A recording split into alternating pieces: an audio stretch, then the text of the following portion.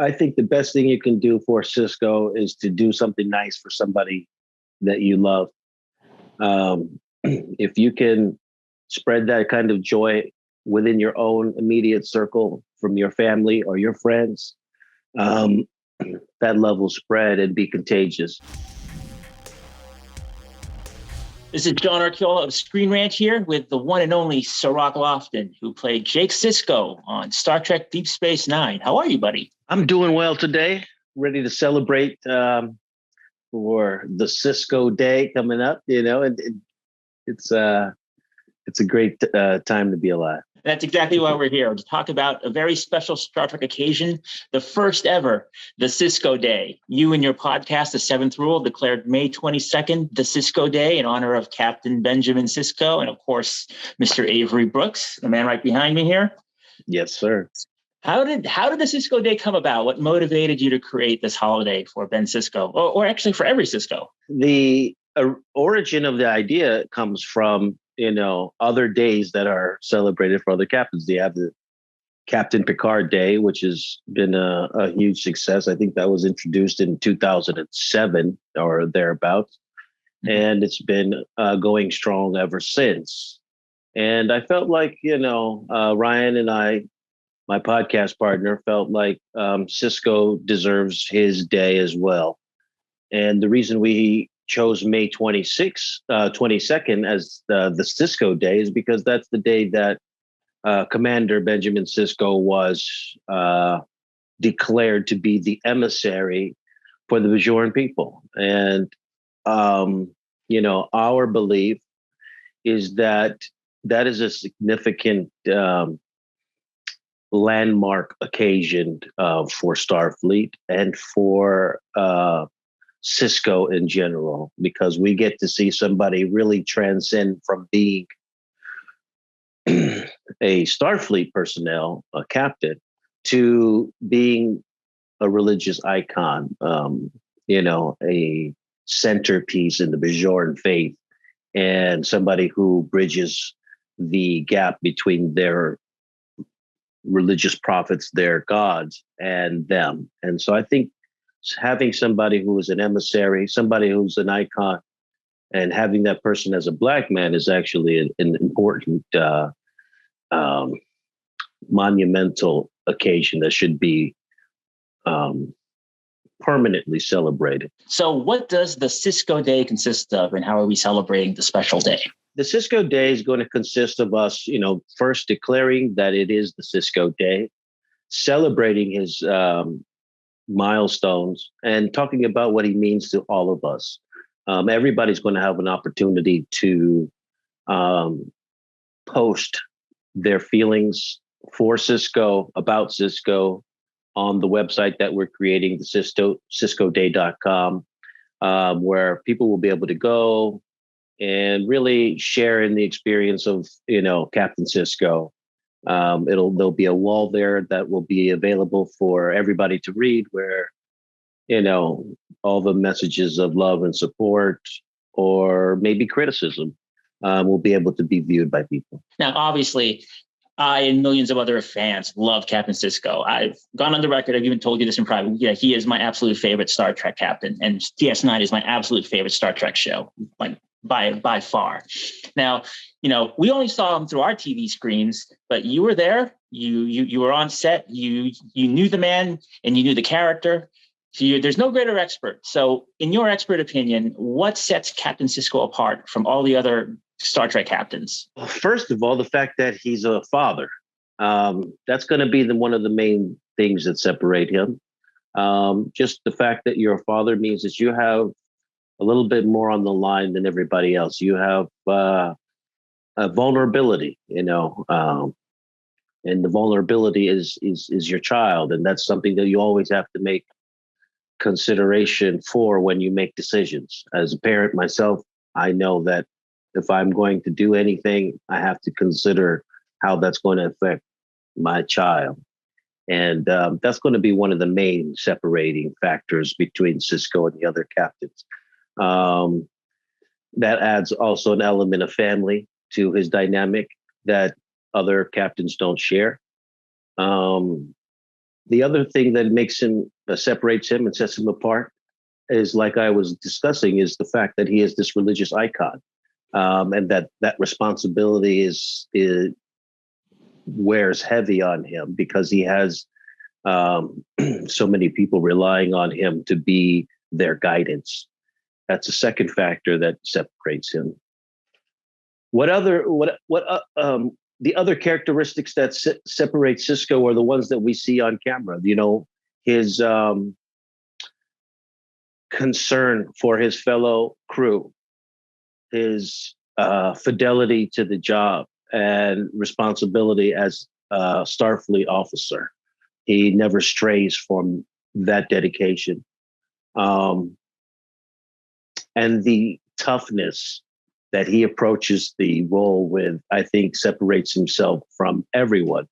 In my estimation, Cisco is the baddest, toughest captain there is in the Starfleet personnel. So that's how I see him. I see him as somebody who's stern, strict, but yet considerate, and very methodical. Somebody who thinks critically, but also knows how to be playful and have a smile on his face and sometimes joke with people when he needed to. And he's also direct. There's no euphemism games with Cisco. He tells you straight how he feels and how it is going to be. Excellent. Yeah. He's also, like, I think he's the only captain who intimidated Worf. Yeah, I mean, I used to, and that would be one of my favorite things when we rewatch the episodes is just to see how he didn't let Worf get away with anything, you know, and he would strike some fear into him. And of course, he started the series by really being a formidable adversary, let's say, to Captain Picard in the pilot episode. We saw him stand up strong and tall, really toe to toe and face to face with Picard, and speak his mind with great authority. So I think right off the bat, we saw that Cisco was somebody who was going to take the path of being true to himself and trying to stay on the course and path of righteousness. So I think those were the things that define who Cisco is. Now, in real life, also, Avery Brooks treated you like his son. What are some of your favorite memories of him? I have too many favorite memories to count. I enjoy every time that we were together. We would spend, sometimes we would go out to get lunch together when we were filming. You know, sometimes we would just walk across the lot to the commissary together and eat. We would do a lot of extracurricular activities outside of the Paramount lot and go to basketball games together or vacation together. So there's too many for me to even nail down one. Avery Brooks has been instrumental in my life growing up as a role model, as a father figure, and leading by example. I've always seen him be a gentleman, be intelligent, articulate. Those are the things that really stay with me over time. The grace that he handles himself with, and the way he speaks, it's like music to my ears. You talk about all the amazing attributes Cisco has: his forthrightness, his directness, his compassion. But I think a lot of that also is due to Jake. Jake brought a joy and a lightness to him. And, you know, your performance also just brought a levity. You never failed to bring a smile to his face. Even when Jake was really what balanced out the pressures of Starfleet, the pressures of the Bajorans, the pressures of Kai Wynn visiting, the Dominion showing up at his door, Dukat. Jake was the guy who just brought that smile to his face every single time. And, that's also, you're a Cisco. I want to give you your props as well for the important role you played in Deep Space Nine and that relationship. Thank you, John. I love Avery, and that relationship comes out of love. As a parent myself, I have an 11-year-old daughter now. And when I look at her, I see myself as a kid. And I see that youth that I had and that same energy. And that's what children are. They're reflections of ourselves at a different time. So when Avery was looking at me, he was seeing a reflection of himself when he was young. And I was looking at him, seeing a reflection of myself when I grow up. And those are the things, that's what made it work so well, because of that mutual respect, that mutual kind of admiration and seeing ourselves in each other. But yeah, I mean, it didn't really take long for us to click. It started from the beginning. He embraced me like his son. I hugged him back like a dad, and then we just never stopped from there. Now, a bit of a hard-hitting question here. Do you think there's a chance Avery will decide to return to Star Trek? Do I think there's a chance? Yeah, I think there's a chance. I wouldn't say there's no chance. And I would also say that, now being over 30 years removed from when we started the show, you start to look back at how the show impacts people today and our society and where it's going today.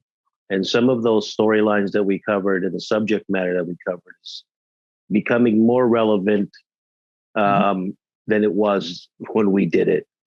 And for that reason, I think the odds increase on the possibility of people and the demand for wanting to see something like Deep Space Nine return. So yeah, I think there's a chance. I won't close the door on that. Now, the Cisco Day isn't specific to Ben Sisko, as we discussed. You're also a Cisco. So it's Cassidy Yates, Grandpa Joe Sisko, even Jake's half brother. We don't even know his name. The Cisco Day celebrates the whole family, including the prophets. Some of the prophets are family. So yeah. What's the best present to get a Cisco? I think the best thing you can do for Cisco is to do something nice for somebody that you love. If you can spread that kind of joy within your own immediate circle from your family or your friends, that love will spread and be contagious. So it's not about the Ciscos. It's about what they represent, and that is family and what we all represent to each other, this family of humanity that we all share. So if you want to, do something good or do something Cisco-like, do something good for your fellow friends and family, and share that kind of love amongst each other. That's all you can do. That's the best. So you haven't played Jake Sisko in Star Trek canon since DS9 went off the air. But every time there's a new show, Lower Decks crossover, Prodigy, Picard season 3, we hope to see Jake. So I'm gonna put you on the spot a little bit. Is it going to happen? Those things are outside of my control. The Star Trek powers that be make all of those decisions. I can say that thanks to Aron Eisenberg, my original Seventh Rule compadre, I have come out of the shadows of obscurity and made myself more present in the Star Trek world and kept myself more, I guess, abreast with what's happening in the Star Trek universe. So I'm grateful for this opportunity, for what the Seventh Rule has provided for me. And yeah, anything is possible. Star Trek has new people at the controls, at the helm. And so it is possible. I'm not closing the door on the realm of possibility, because I think that's what one of the things Deep Space Nine talks about. They talk about the dreamer and the dream. Mm-hmm. And if you close yourself to possibilities, then you close yourself to those dreams. And sure, it would be a dream of mine to reprise the role of Jake Sisko and do it again. So I will never close the door on those dreams. Well, in your mind, what has Jake been up to for the last 25 years? You must have thought about it. I have thought about it. And because there's no real closure to how Cisco leaves from Jake's life, I would imagine that Jake would be seeking that kind of closure and be trying to communicate with his father in some way or another. If that meant, studying the Bajoran faith, if that meant trying to have an experience with the orbs and seeking those orbs to find contact with, the Cisco, I think he would do something to that effect. The other thing I contemplate is that he might be in one of those Bajoran solar sail ships that he took a trip with his dad in, and maybe take a solo trip trying to find himself and reflect on the memories that he had with his dad. So I think those are the kinds of things Jake would be doing. Oh yeah, those are amazing storylines. You saw the DS9 documentary, What We Left Behind. Yeah, I think you were in it. Yeah. What do you think of the DS9 season 8 story that Ira Stephen Bear and the writers came up with? Like, that was a cool potential for a rebirth of DS9. I'm all for the rebirth of DS9. I loved how the writers showed us a glimpse inside of the writer's room on that documentary. Something that I think I would have liked to see as long as Star Trek has ever been around. You could have shown me the writer's room on Next Generation. I would have eaten it up. I would have eaten up the writer's room in the original series. I mean, watching how they come up with these episodes is something that I think is interesting for anybody. But having said that, I wasn't a big fan of them killing Nog, as you would know, because that's my best friend. And I would have loved to see him become a captain in his own right.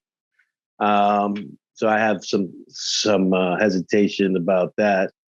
But I do like the idea that they were, piquing our interest and trying to see what could possibly happen in a season 8.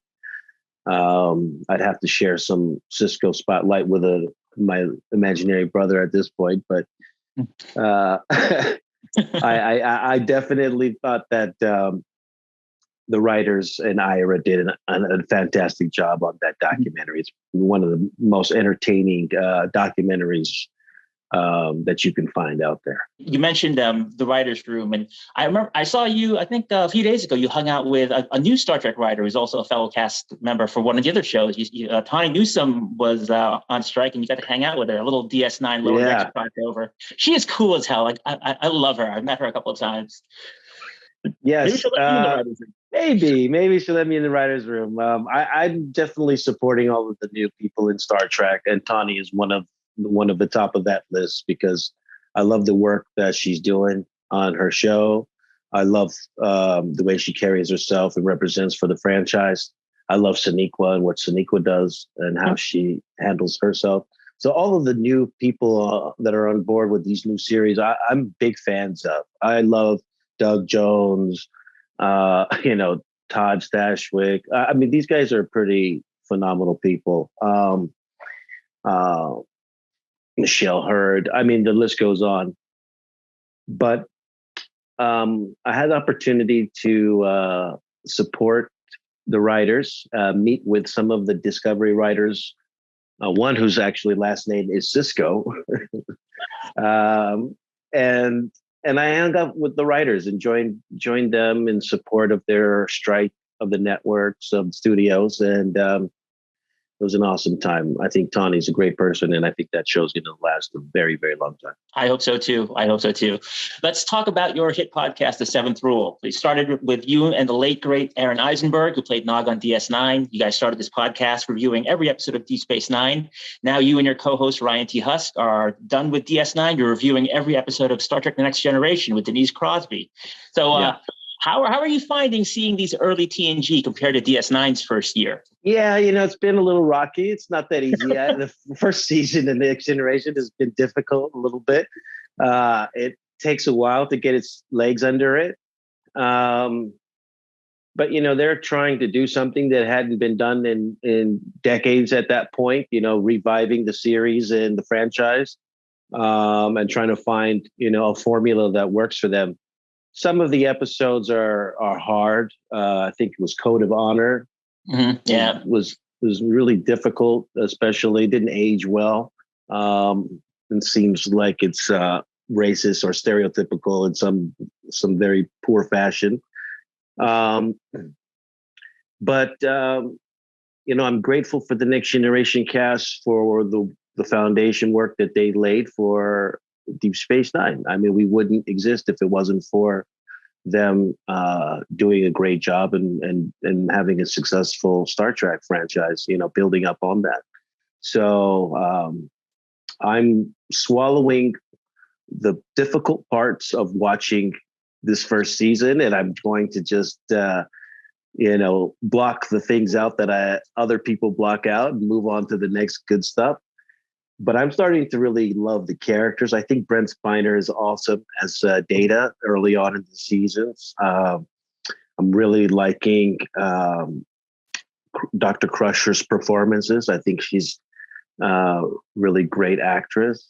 And there are elements of what Picard does that I think become characteristic of who he is as a captain, that I can see elements of now in the beginning of this first season. So particularly, the Shakespearean way in which he delivers his performances and some of the notes that he hits as the captain. So it's not the best start, but I'm looking forward to it getting better, which everyone says it will. Oh, it does. And having Denise Crosby there to help just explain things for us and give us a real insight about what she was feeling and what the mood was.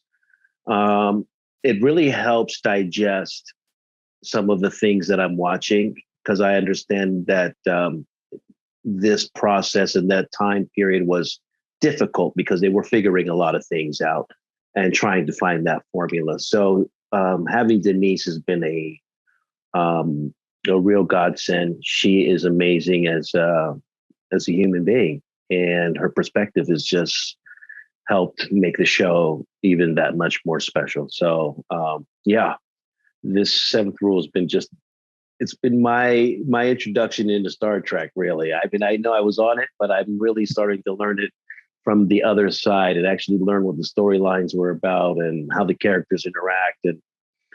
And I'm starting to become a Star Trek nerd. So beware, get ready. Welcome to the nerddom. I'm coming, guys. I'm coming into the club. The last question, another hard-hitting one. So Alex Kurtzman, if he calls you right now and says, Cirroc, it's time you came back. We want Jake. Name any project, any show you want. What would it be? What's your dream comeback scenario? I'm going to tell you, when you are in the trenches with people, you'll always have a special bond with them. And my guys are the Deep Space Nine cast.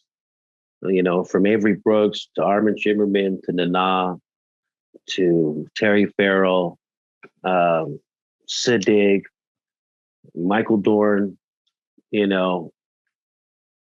that's who I want on my cast. So if I had an option, I would be to bring Deep Space Nine's crew back.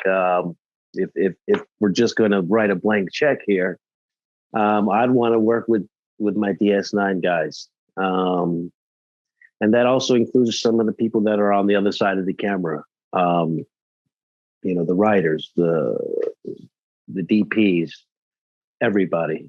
So if I could have it my way, that would be how I'd like it to be.